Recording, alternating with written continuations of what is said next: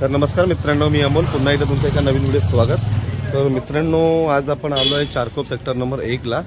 तो इथे प्रतिकृती पंढरपूर बनवलेली आहे आणि त्याकरता मला स्वप्नील हांडे म्हणजे जे तुम्हाला माहीत असेल, दिवाळीच्या सीझनला आपण गडकिल्ल्यांची स्पर्धाचा एक व्हिडिओ शूट केला होता। त्यामध्ये जी माहिती त्यांनी दिली होती म्हणजे लोहगडाची प्रतिकृती बनवली होती, तर ते स्वप्नील हांडे। मी त्यांचा व्हिडिओची लिंक तुम्हाला डिस्क्रिप्शनमध्ये देईन।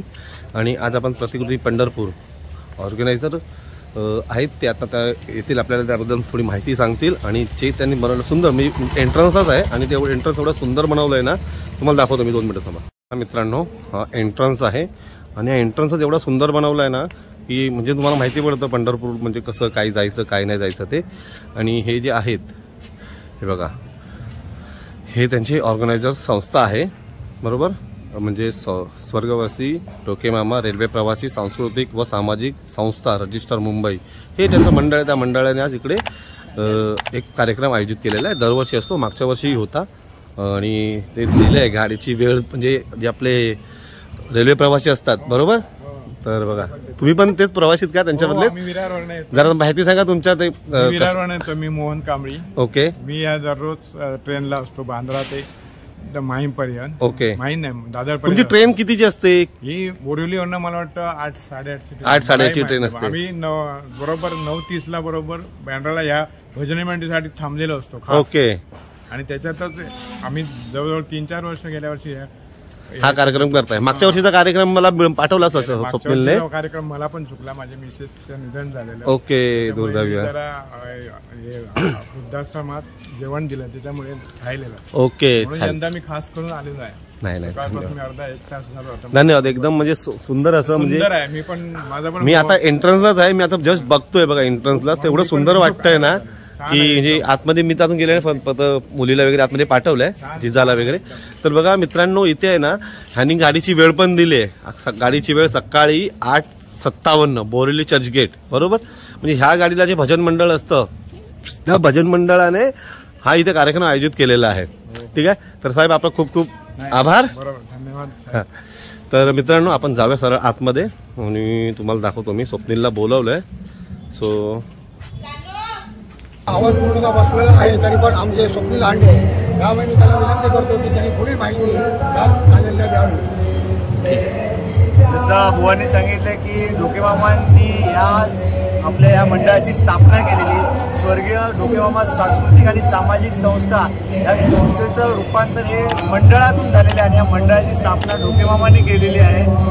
मामा असताना मामांच्या नजरेमध्ये प्रभुबुवा पडल्या आणि भजनामध्ये शिस्त कशी असावी त्याचं त्यांनी त्यांना प्रभुबुवांमध्ये तसं ते त्यांना दिसलं। त्यामुळे त्यांनी प्रभुबुवांना सांगितलं की प्रभुबुवा, तुम्ही ती शिस्त या भजनामध्ये आणा, ती गरजेचं आहे। आणि तेव्हापासून प्रभुबुवांच्या देखरेखीखाली म्हणावं लागेल असं की या संस्थेची वाटचाल सुरू झाली। त्यानंतर 2002 मध्ये डोकेमामांचं निधन झालं, आकस्मिक निधन झालं आणि खरोखर मंडळावरती एक दुःखाचा डोंगर होता।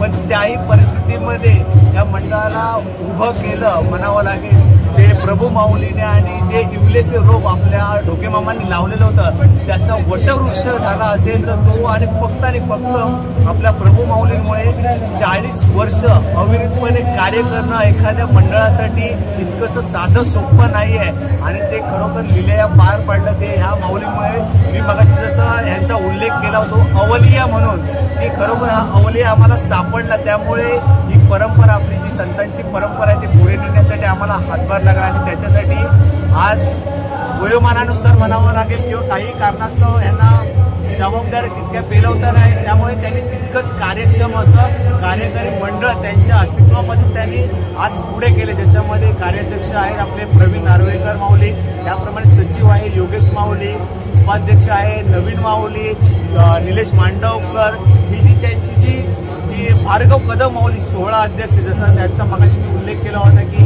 बरोबर ह्या माऊलींमुळे आज संपूर्ण तिन्ही लाईनमध्ये एक जे हक्काने नाव घेतलं जातं रेल्वे प्रवासामधलं एक भरभक्कम असं मजबूत मंडळ म्हणजे एकमेव म्हणजे स्वर्गीय डोकेमामा रेल्वे प्रवासी मंडळ। आणि त्या मंडळाच्या आम्ही सभासद आहोत, याचा आम्हाला सार्थ अभिमान वाटतो की गेल्या वर्षी म्हणजे अजूनही माझ्यामध्ये 1 वर्ष पूर्ण झाले की मागची गेल्या वर्षीची सत्यनारायणाच्या पूजेची लोकांच्या डोक्यामध्ये अजूनही होती आणि लोकांच्या अपेक्षा आमच्याकडनं ज्या वाढल्या होत्या त्याचं प्रतिबिंब म्हणजे ह्या वर्षीचं परिपाक म्हणजे जे प्रति पंढरपूर आम्ही उभारलेलं आहे त्याचा परिपाक म्हणावा लागेल की लोकांच्या आमच्याकडनं असणाऱ्या अपेक्षा सुद्धा आम्ही पूर्ण करतोय आणि रेल्वेमध्ये फक्त टाळ फुटणार एक मंडळ किंवा 4 लोक न राहता आज एक आदर्शवत असं जे मंडळ म्हणावं लागेल असा जो पाया उभा राहिला आहे तो म्हणजे स्वर्गीय ढोकटे मामा रेल्वे प्रवासी भजन मंडळ. आणि स्वप्नील मला एक सांग, जर तुमच्या ह्या संस्थेमध्ये किंवा तुमच्या या मंडळामध्ये नवीन मुलांना जुळायचं असेल तर त्या संदर्भात म्हणजे आता तुमची 8:45 ची जी ट्रेन आहे बरोबर ती बोरिवलीहून सुटते, मग कधी कुणाला मलाटचा असेल किंवा जोगेश्वरीचा असेल तर त्या मुलांनी त्यावेळेला तिथे येणं गरजेचं असतं. आता एकंदर मला असं वाटतं ना की त्या डब्यात एवढी माणसं मावणार नाही, तेवढा हा कार्यक्रम पाहिल्यानंतर लोक तुम्हाला जॉईन होतील. मी जसं मगाशी बोललो ना की ह्याच्या म्हणजे परिसरच्या संगतीने लोखंड सुद्धा लोखंड होतं, सोनं होतं. त्याचं मूर्तिमंत उदाहरण म्हणजे प्रवीण नार्वेकर माऊली. आज ते उपस्थित नाही, त्यांच्या काही कारणास्तव गेटवरती उभा राहणार एक साधा मुलगा ते कार्याध्यक्षपद ह्या मंडळाचं भूषवणं म्हणजे तुम्ही विचार करू शकता की जो मुलगा गेटवरती फक्त टवाळक्या करण्यासाठी उभा राहायचा त्याला गेटच्या आतमध्ये आणून कार्याध्यक्ष या पदापर्यंत पोहोचवण्याचं काम या माऊलींनी केलं. म्हणजे यांच्या सोबत असणाऱ्या सर्व परिजनांनी केलं. ह्याच्यावरून तुम्ही विचार करू शकता की ही व्यक्ती काय असेल किंवा हे मंडळ काय आजच्या तारखेला असेल. आणि जसं तुम्ही बोललात की राहायला जागा नाही म्हणजे अक्षरशः चढावड म्हणजे आषाढी वगैरे आली ना एकादशी आली की अक्षरशः प्रत्येक जण रिटर्न मारायचा प्रयत्न करतो की जेणेकरून आपल्याला त्या कार्यक्रमामध्ये सहभागी होता होईल. आणि आता सगळ्यात मोठा प्रश्न म्हणजे तो असा की ट्रेनमध्ये तुमचा कोणता डबा हा फिक्स असतो? आमचा डबा हा म्हणजे मिडल जो हँडिकॅप डबा आहे मिडल हँडिकॅपला लागून जो गेट असतो त्या गेटला आमचा भजन असतं. चर्चगेट किंवा बोरिवलीवरला तुम्ही 12 डब्याचा हे ट्रेन असते त्याच्यातला 6वा डब्बा त्याला अपंग डब्याच्या बाजूचा जे कंपार्टमेंट आहे बरोबर हे कंपार्टमेंट आमचं एक फिक्स आहे. ओके. त्यामध्ये जेव्हा तुमचा एक प्रश्न तुम्ही उपस्थित केला की एवढा मॉब त्याच्यामध्ये मावतो का, पण रेग्युलर जे कामाला येणारी लोक जे आहेत ते आमचे 30 ते 40 लोक आहेत. त्यामुळे तिथे जे बाकी सहप्रवासी जे आहेत ते त्याच्यामध्ये सहभागी होतात आणि ते भजनची का सेवा असते की आम्ही ही भजन सेवा. कारण मी हा प्रश्न याच्यासाठी विचारतोय कारण की तुमचा हा व्हिडिओ आणि मला एकंदर आम्ही पण ट्रेनमधून फिरतो पण ट्रेनमध्ये फिरणारा एखादा माणूस हा फक्त अनोळखी म्हणून नाही तर कार्यक्रम तुमचा पाहिल्यानंतर मला असं वाटलं की नाही यार ही एक माणुसकी आहे आणि ही आपली संत परंपरा आहे की जेणेकरून आज तुम्ही आज एवढा म्हणजे अनेक कार्यक्रम होतात स्वप्नील पण असा कार्यक्रम मला वाटतं मुंबईत किंवा महाराष्ट्रात पाहिला असेल की बाबा पूर्ण मगाशी जसं मी म्हणलं की संत सेवा समितीचे जे अध्यक्ष इथे उपस्थित राहिले होते त्यांना गुजरातवरून एका संघटनेचा फोन आलेला की तुम्ही जो मागच्या वर्षी जो देखावा उभा केला तो आम्हाला आमच्या इथे उपस्थित म्हणजे सादर करायचं. म्हणजे आजच्या तारखेला आमच्या मंडळाची ख्याती फक्त मुंबई महाराष्ट्रभर न राहता संपूर्ण देशभर झालेली आहे. त्यासाठी खरोखर आम्हाला मी बोललो ना आम्हाला सार्थ अभिमान वाटतो की आम्ही या संस्थेचे सभासद. आणि जसं तुम्ही बोलात की आपण नेहमी ट्रेनने प्रवास करतो त्याच्यामध्ये एखादा भजनाचा डबाचा आवाज आला की काही लोक कान बाजूला करतात किंवा दुर्लक्ष करतात, अरे ते काय आपल्याला घेणार नाही उगाच स्वतःची जागा अडवतात वगैरे करून. पण आमच्या डब्यामध्ये येणारा प्रत्येक व्यक्तीला आम्ही आमच्यामध्ये सामावून घेण्याचा प्रयत्न करतो आणि त्याचाच परिपाक म्हणजे आज 250 ते 300हून जास्त सभासद हे आमच्या संस्थेचे आहेत आणि खरोखर या गोष्टीचा आम्हाला खूप अभिमान वाटतो. 1985 साली स्थापन झालेलं आहे भजन. ह्या भजन रूपी आज आपल्याला ह्या 40व्या वर्षी आहे. आषाढीची होणार ते आमची 41 वर्षामध्ये होणार. ओके. तर आम्ही जे कार्यक्रम राबवतो उपक्रम राबवतो ते संतांच्या अभंगवाणीवरच आमचे असतात. आम्ही बाकीचे अभंग त्या ठिकाणी कव्वाली किंवा असं काही आम्ही घेत नसतो. त्यामुळे काय होतं की आता अपंग डब्याच्या बाजूचं भजन म्हटलं तर तुम्हाला माहिती आहे अपंगामध्ये बरीच लोक कुठल्या ना कुठल्या ते आजाराने व्याधीत असतात. पण ती लोक जेव्हा आम्ही आषाढीचा किंवा आमचा एखादा मोठा कार्यक्रम असेल तर आम्ही त्याच्या बाजूच्या कंपार्टमेंटमध्ये जातो त्या डब्यात. परंतु ती लोक दुसऱ्या दिवशी आमच्या रागाने हे करतात की तुम्ही इथलं भजन तिथे का नेलं. एवढी त्यांची आम्हाला एकजण बनलेली आहे. आणि हे भजन मंडळ फक्त भजनापुरतं मर्यादित नसून मुलांना जे आता तुम्हाला माहिती आहे की माध्यमातून सगळीच काही वेल क्वालिफाईड नसतात तर पुढे मार्केटमध्ये काम करणारी मुलं आहेत. ते मुलं 10वी शिकलेली असतात 12वी शिकलेली असतात तर त्यांना आम्ही पुढच्या कलेमध्ये बाबा तुला ही आवड आहे तर ह्या ठिकाणी शिक, ही आवड तर ही शिक, असं करत करत त्यांचं ग्रॅज्युएशन कंप्लीट करायचं मार्गदर्शन आम्ही करत असतो. त्यानंतर आरोग्य आम्ही वैद्यकीय मदत वैद्यकीय निधी सुद्धा आम्ही उपलब्ध करून देतो. कोरोनाच्या काळामध्ये आम्ही धान्य वाटप केलेलं आहे. त्याच्यानंतर आपण मुख्यमंत्री निधी पण दिलेला आहे. तर असे आम्ही कार्य करतच असतो. प्रबोधन करणं हा आमचा एक बांधील आहे आणि आमचं वाक्य एकच आहे की या परंपरा आम्ही जपतो आणि हरिनाम आम्ही गातो आणि संतांची जी परंपरा आहे ते काम करण्याचं काम आम्ही करतो. म्हणून अशी मुलं स्वप्नील आण्यासारखे आज आम्हाला सुंदर असं निवेदन करतात, निवेदक म्हणून आहेत. अशी बरीच मुलं आहेत. ती मुलं स्वतःला झोपून दिलेलं. आता तुम्ही देखाव पाहिला असेल तर रात्रभर झोपलेली मुलं नाही आहेत. पूर्ण झोपून नंतर सकाळी जाऊन फक्त आंघोळ करून आलेली आहे. फक्त त्यांना काय मिळतं? समाधान मिळतं, पैसा मिळत नाही. तर स्वप्नील, शेवटची एक बाईट्स मला सांग, आताच्या जनरेशनच्या मुलासाठी तू काय सांगशील? की खरोखर आजचं जनरेशन म्हणजे मी सुद्धा त्याच जनरेशनमध्ये पडतोय. फक्त जसं बोललात ना की संगत महत्वाची असते. वाईट संगत लागायला वेळ लागत नाही, परंतु अशा व्यक्तींचा सहवास लाभणं सुद्धा खूप गरजेचं आहे. आणि तो सहवास लाभला तर नक्कीच वाल्याचा वाल्मिक व्हायला वेळ लागत नाही. म्हणजे भले कलियुग असला तर ह्या कलियुगामध्ये सुद्धा अशी निष्ठावंत माणसं आहेत जी अजूनही आपली जी परंपरा आहे ती पुढे नेण्याचा प्रयत्न करतात, आमच्यासारख्यांना घडवण्याचा प्रयत्न करतात. त्यामुळे ही परंपरा अविरतपणे चालू राहणार हा आम्हाला दृढ विश्वास आहे.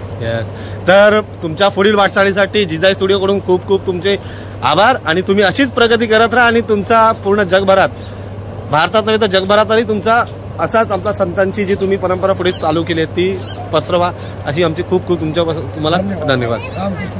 चल, नमस्कार, रामकृष्ण हरी सर्वांना.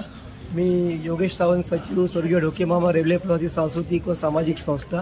आज आमची प्रतिवर्षामध्ये द्वितीय आम्ही ही सत्यनारायणाची महापूजा आम्ही आयोजित केलेली आहे आणि प्रतिवर्षी गेल्या वर्षी देखील आम्ही असाच एक देखावा केला होता रेल्वे स्टेशनला. तसाच यावर्षी एक वेगळी थीम घेऊन आम्ही सर्वांकडे आलो. यावेळी आम्ही आपली जी आषाढी एकादशी वारी जी असते, ज्ञानोबा माऊलींची वारी जी सुरू होते आळंदीपासून जाते पंढरपुरापर्यंत, तीच एक वारीचा जो प्रवास आहे तो प्रवास दाखवायचा आम्ही प्रयत्न केलेला आहे. साधारणतः वारीचे 18 दिवस असतात. पुण्यातून वारी सुरू होते आणि पंढरपूरला पोहोचते. आम्ही तेच टप्पे असे आम्ही दाखवायचा प्रयत्न केलेला आहे. आणि पुण्यातून 3 दिवसाच्या मुक्कामानंतर जेव्हा वारी निघते तेव्हा ती दिवे घाटातून, आम्ही दिवे घाट दाखवलेला आहे. असा दिवे घाटातून ती वारी जाते सासवडला. सासवडला आपली वारी गेल्यानंतर तिथे त्या दिवशी मुक्कामाला असते आपली वारी. सासवडला त्या दिवशी दुसऱ्या दिवशी निघते आणि ती वारी आपली पोहोचते जेजुरीला. म्हणून जेजुरीचा आपण इथे देखावा दाखवलेला आहे. जेजुरीवरून आपली वारी निघते दुसऱ्या दिवशी आणि ती आपली वारी पोहोचते वाल्हे. मग आपण वाल्हेचं असं प्रत्येक ठिकाणची आपण थोडीफार जी असते माहिती, ज्या ज्या ठिकाणी आपली वारी थांबते, ज्या ठिकाणी वारी मुक्कामाला असते, त्या प्रत्येक मुक्कामाचं आपण एक स्टेशन केलं. असं लोणंदला वारी थांबते. लोणंदपासून पुढे आली वारी दुसऱ्या दिवशी तिथे बरड येथे थांबते. बरड थांबल्यानंतर तिथे दुसऱ्या दिवशी वारी निघते आणि ती जाते नातेपुते येथे जाते.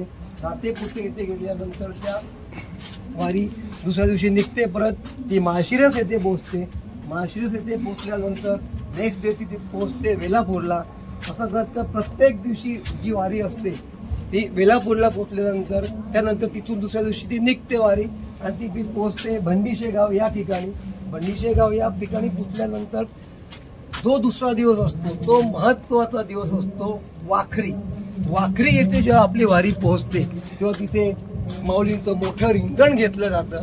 तेव्हा आपण बघू शकता, हा आपला माऊलींचा शो आम्ही दाखवलेला आहे. इथे मोठं रिंगण होतं इथे वाखरी येथे पोहोचल्यानंतर. ही एकादशीच्या आदल्या दिवशी वारी आपली पंढरपुरात पोहोचते आणि असा माऊलींचा आपला जो रथ आहे, ज्या रथातून पालखी जाते तो आपण रथ दाखवलेला आहे. आणि मग आपण पुढे गेलो किंवा आपण चंद्रभागा दाखवली, तर आपली वारी आता पंढरपुरात पोहोचलेली आहे. चंद्रभागा दाखवलेली आहे इथे आणि चंद्रभागेतून आपण आपले पाय स्वच्छ करून आपण सरळ बघायला तुम्ही तर नामदेव पायरी दाखवलेली आहे. विठ्ठलाचं मंदिर दाखवलेलं आहे.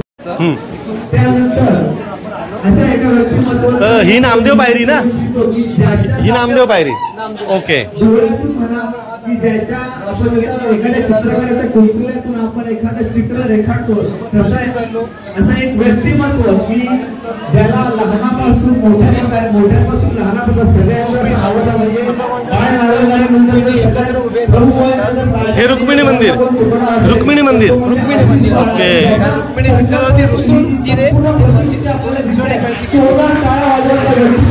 ओके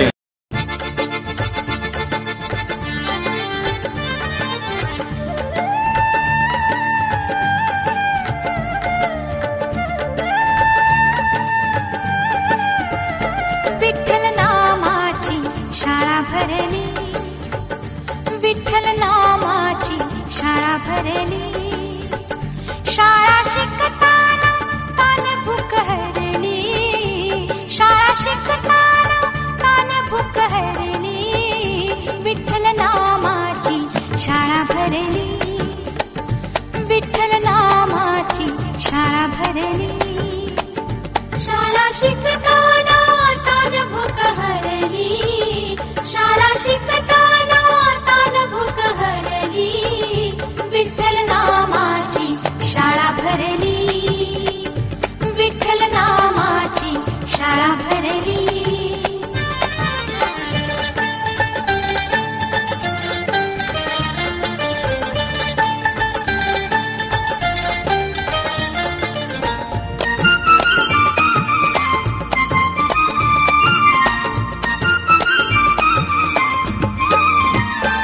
गुरु होई पांडुरंग, आम्हा शिकवी तुक्याचे अभंग, गुरु होई पांडुरंग, आम्हा शिकवी तुक्याचे अभंग, नाम गजरात हो दंग, नाम गजरात हो दंग, पोथी पाण्यात कशी तरली, पोथी पाण्यात कशी तरली, विठ्ठल नामाची शाळा भरली, विठ्ठल नामाची शाळा भरली, शाळा शिकताना तान भूक हरली, शाळा शिकताना तान भूक हरली, विठ्ठल नामाची शाळा भरली,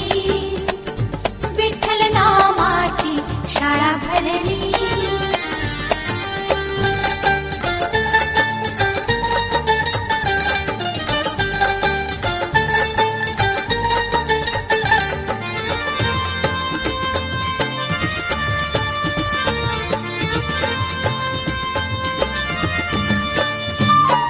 बाळगोपाळ कुंभार करी, डोळे मिटून बघू पंढरी, बाळगोपाळ कुंभार करी, डोळे मिटून बघू पंढरी, कधी घडल पंढरीची वारी, कधी घडल पंढरीची वारी, एक आशा मनात उरली, एक आशा मनात उरली, विठ्ठल नामाची शाळा भरली, विठ्ठल नामाची शाळा भरली, शाळा शिकताना तान भूक हरली, शाळा शिकताना तान भूक हरली, विठ्ठल नामाची शाळा भरली, विठ्ठल नामाची शाळा भरली. त्यानंतर या आपल्या सांस्कृतिक आणि सामाजिक संस्थेत कसा येईल पाठीमागे त्याचे गुण कमवले आणि कसं होईल यानंतर असे कार्यक्रम ठेवले की त्यांनी सर्व माणसं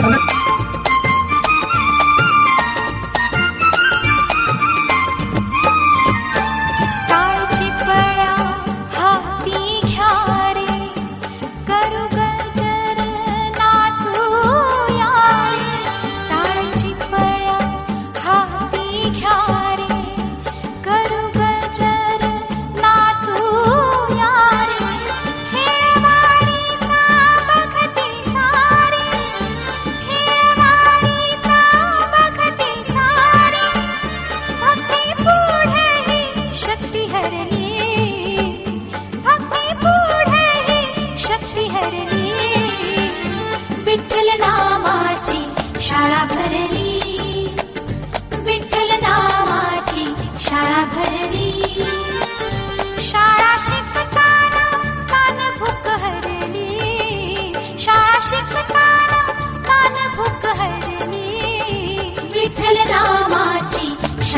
भरली शाळा भरली विठ्ठल नामाची शाळा भरली शाळा भरली विठ्ठल नामाची शाळा भरली शाळा भरली.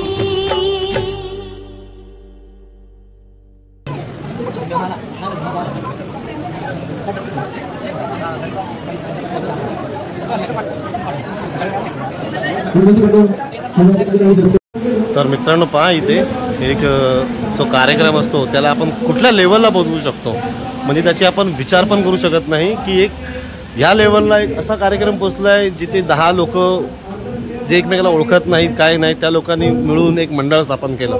ते मंडळ त्यांनी पुढे वाढवलं, म्हणजे ट्रेनचे प्रवासी त्याला म्हणतो आपण, त्यांनी मंडळ पुढे वाढवलं आणि ते आज एवढ्या सुंदररित्या ते पूर्ण पार पाडलं आहे ना, म्हणजे ते एकदम अजब, म्हणजे अनबिलिव्हेबल.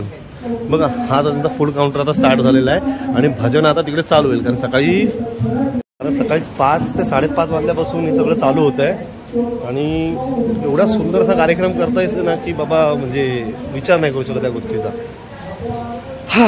अनबिलिव्हेबल, एकदम अनबिलिव्हेबल.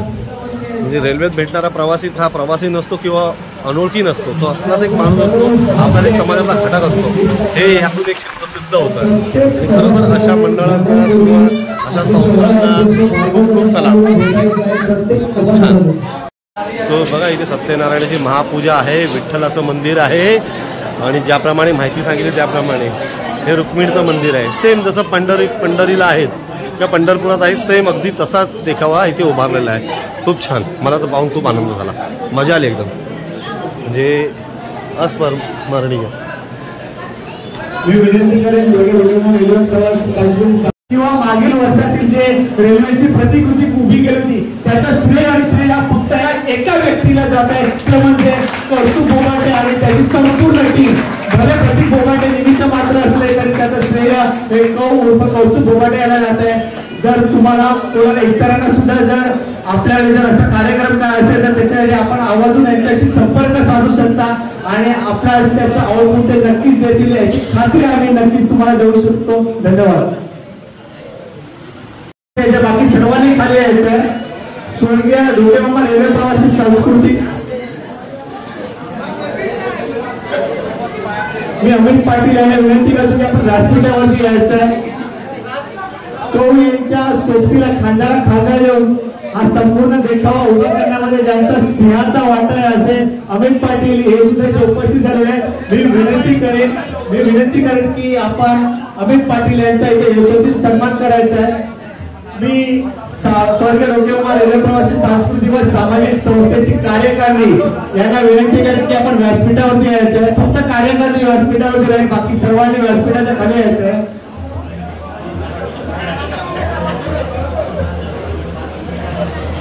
आपल्या या कार्यक्रमाची आजच्या या भजनरूपी सेवेची सांगता ही एका अभंगाने आणि भैरवीने होणार आहे. त्यानंतर आपली जेवणाची सुरुवात झालेलीच आहे. त्याचबरोबर सरते शेवटी जसं आपण आषाढीला रिंगण करतो त्या रिंगणाने आपण आजच्या या सत्यनारायणाच्या महापूजेची आणि कौटुंबिक स्नेह संमेलनाची सांगता करणार आहोत.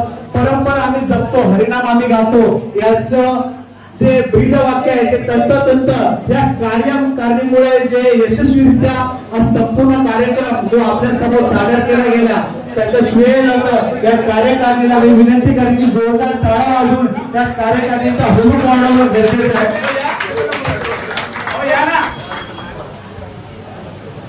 गणपती बाप्पा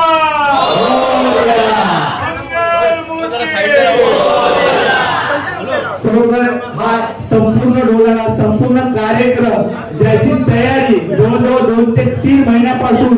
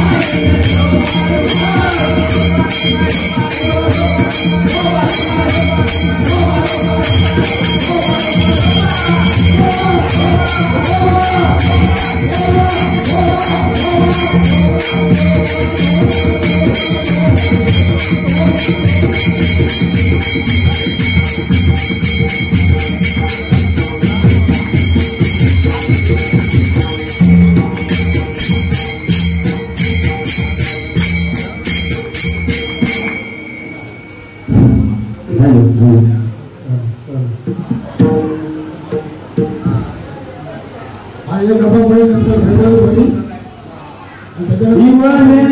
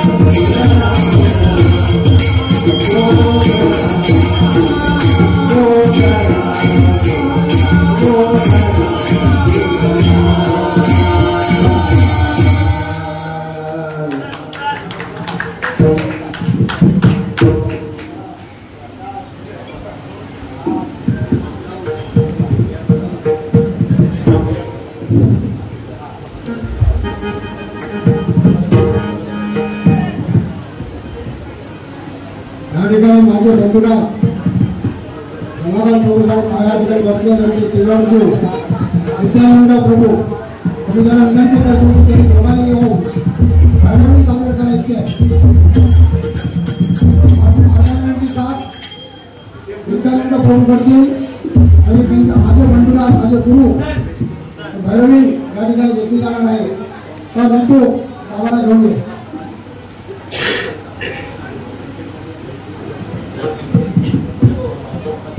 त्यांच्यामुळे आज योग आम्ही या ठिकाणी उभा आहे ते आमच्या घराण्याचे संस्कार आम्हाला वारकरी काय असतो याची आम्हाला पूर्णतः परीक्षा पास करण्याचा उत्तीर्ण करण्यापर्यंत शिकवण्याचं काम आमच्या बंधुराजांनी आम्हाला केलेलं आहे.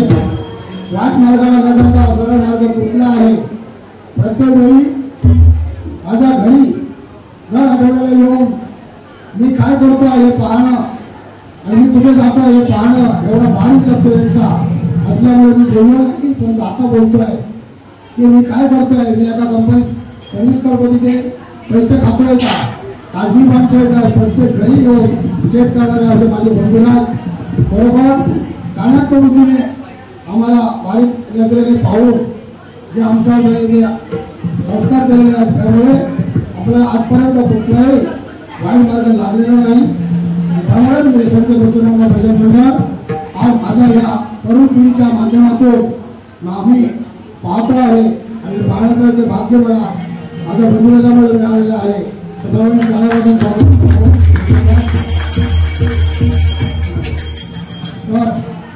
नित्यानंद प्रभू माझ्या पुतण्या त्यांचे चिरंजीव राजमंदिरावर बसून माझे बंधुराज भैरवी सादर करते. तर आपण सर्वांनी साथ देऊया. त्याच्यानंतर रिंगण होईल आणि रिंगणानंतर आपली समाप्ती होईल.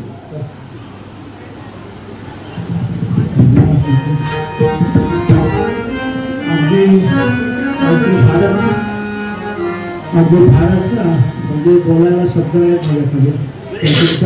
तुम्हा सगळ्यांचे मी आभार मानतोय. डोके मामा सांस्कृतिक आणि भोजपुरी सामाजिक संस्था मी पहिल्यांदाच इथे येतो आहे. त्यांना म्हणजे होऊ शकत नाही कारण एवढा भरवलेला अवस्थेमध्ये असल्यामुळे पुन्हा एकदा तुमचं सगळ्यांचे आभार मानतो. आणि थोडीशी सेवा जी तुम्ही मला तुम्ही महाराजांची तयारी असून करतो गोड मानून झाले.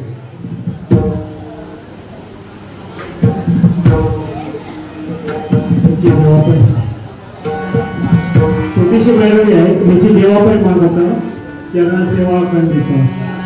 सामायिक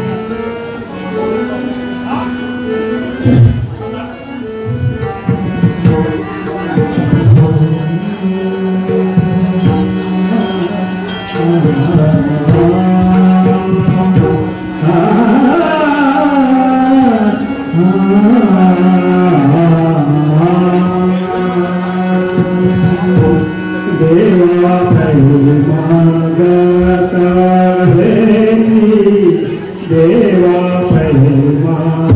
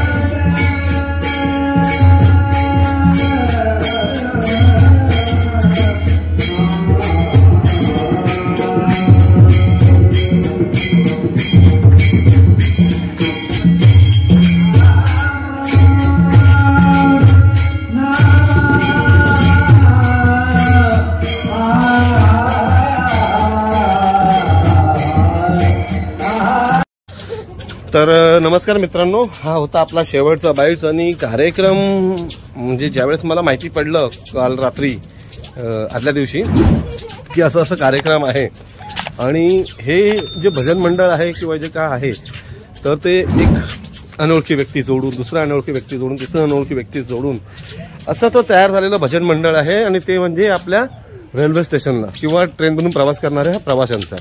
तो एकंदर मला म्हणजे हे माझ्यासाठी अनोखंच आहे. माझ्यासाठी काय, तुम्ही बघाल तर तुमच्यासाठी पण अनोखं आहे की बाबा 10, 20, 30 नव्हे तर तब्बल 250 लोक या मंडळात जोडलेले आहेत.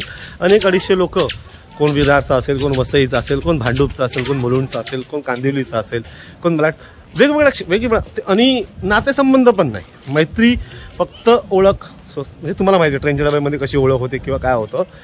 त्या सगळ्या लोकांनी मिळून हा एवढा मोठा कार्यक्रम केला म्हणजे एकदम अजब गजब. म्हणजे आय डोंट हॅव वर्ड्स की मी बाबा माझ्याकडे शब्दच नाही आहेत की मी या सगळ्या गोष्टी शब्दात मांडू शकतो. म्हणजे मी तरी माझ्या 40 वर्षाच्या कालावधीत मी हा पहिला असा कार्यक्रम पाहिला जो अशा प्रकारचा होता. आणि स्वप्नीलने सांगितलं, स्वप्नीलला मी आधीपासून ओळखतो बिकॉज त्याचा मी गड किल्ल्यांचा जो व्हिडिओ होता दिवाळीमध्ये तो मी शूट केला होता. आणि त्याने मला सांगितलं की दादा तू ये तर तुला एक चांगला व्हिडिओ मिळेल. मला चांगला व्हिडिओ सोडा, मला तो जो जी कन्सेप्ट होती ना, म्हणजे तो जो त्यांचा कन्सेप्ट बोला किंवा त्यांचं जे थॉट थिंकिंग ची एवढी जबरदस्त होती ना, बाप रे. म्हणजे सगळी मुलं सकाळी 6 वाजल्यापासून ते आत्तापर्यंत तब्बल काम करत आहेत. आणि धमाल, असंही नाही की बाबा एक क्षण असा वाटला नाही की कुठे की काही चुकतंय किंवा काय होतंय. आणि जवळजवळ मी लेट आलो बिकॉज कार्यक्रम जवळजवळ 12 ते म्हणजे सकाळी 6 ते रात्री 10चा होता. आणि थोडे आता जिजा पण एकटीच असते, मम्मी तिची ऑफिसला गेली, मला तर संडे होता बिकॉज मम्मी तिची इमर्जन्सी ड्युटीजला आहे, तुम्ही थांबू शकत नाही, मग जिजाला एकटा सोडून येऊ शकत नाही. आणि आता जिजा, मी आणि त्याची सगळेचे मुलं ते सगळे आम्ही आलो आणि बघितलं. आणि तिकडे एक शूट करणारा व्यक्ती होता वेगळा, त्याने मला सांगितलं की जवळजवळ त्याचे 4 ते 5 मेमरी कार्ड फुल झाले म्हणजे एवढं. आणि जवळजवळ 17 एका मंडळाची 2 भजनं, हे 17 मंडळं येऊन गेली. विचार करा, पूर्ण मुंबई वेस्टर्न ईस्टर्न हार्बरच्या लाईनचे. जबरदस्त. माझा तुम्ही म्हणाल तर खूप छान, म्हणजे माझा अनुभव खूप छान होता या सगळ्या गोष्टीमध्ये. आणि मला तर नेक्स्ट टाईम आता मी मुद्दाम 8:57ची ट्रेन पकडणार आहे एकादशीला. मी म्हटलं आहे त्यांना की म्हणजे बॅक ऑफ द कॅमेरा त्यांना म्हटलं की मी एकदा तुमचं पूर्ण डब्याचं शूट करेन. सो 8:57ला एकादशीला मी भेटणार. तोपर्यंत सर्वांनी असे जुळत राहा आणि कार्यक्रम खूप छान झाला मित्रांनो, मजा आली. धन्यवाद.